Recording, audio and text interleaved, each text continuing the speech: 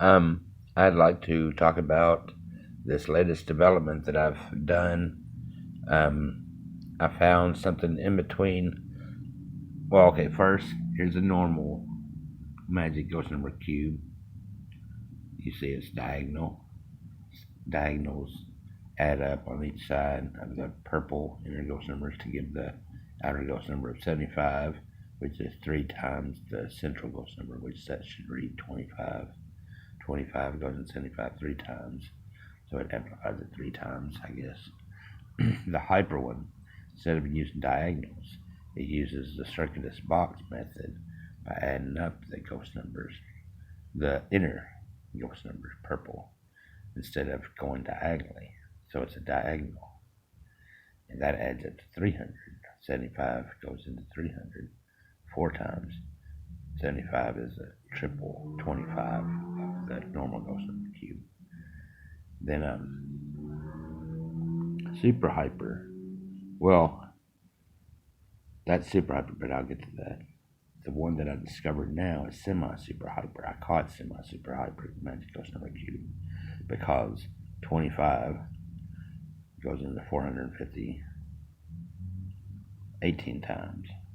But if you add 25, if you add 3 goes into 18. 75 goes into 456 times. So 6 is between 4 and 8. 75 goes into 600 8 times. 75 is a triple again of the normal ghost number, which this is created. The super hyper magic ghost number is created from these sets. These sets are crosswise pairs of numbers in all their forms, and also the normal ghost number sums. All these numbers added together.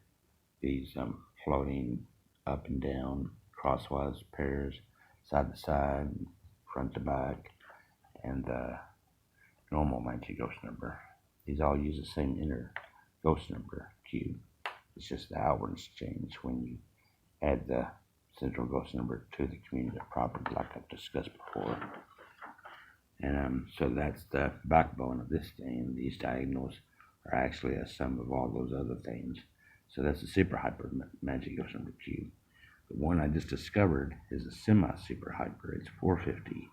It's in between 600, which is the outer ghost number here, and 300. And 75 goes into it 6 times, which is in between 4 and 8. And these are all derived from the normal ghost number cube, which is 25 going into 75, going into 75 3 times. 3, 4, 6, and 8. Are there any more to be discovered? I think that there might be. So you can look at the semi super hyper. But okay, this is the way I found them. I went crosswise. I did these 2 diagonals. You have to add the diagonals. I did them. I added up the pairwise sums. 51 and 57 is 108. 33 and 51 is 84. And crosswise over here, and then that equals up to you add these together. You add the crosswise together. Then you add the crosswise down here together. These sums, and that sums. Then you add all these together, and you add all these together, and there are 45 on both sides. So you have to take the diagonal after you get the crosswise. There should be a diagonal line that goes through here. I only did that for 2 diagonals, spatial diagonals, for the back to front, back top to front bottom, to the back top to front bottom over here.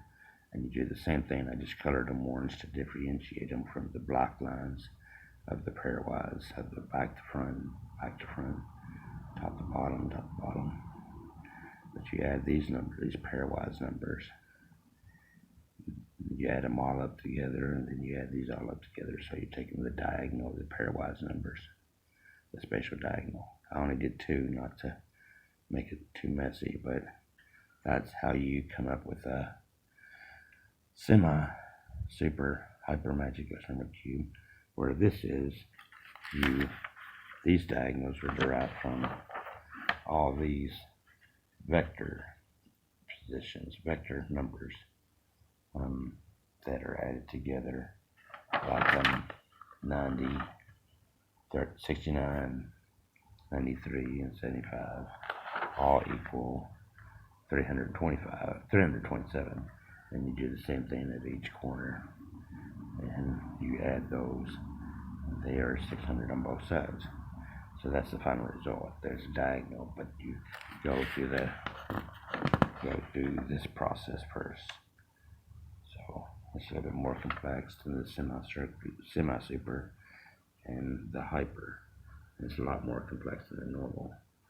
So I just take this time to let you look at all these. Normal, hyper, semi, super hyper, and super hyper magic ghost number cubes. I hope I explained myself.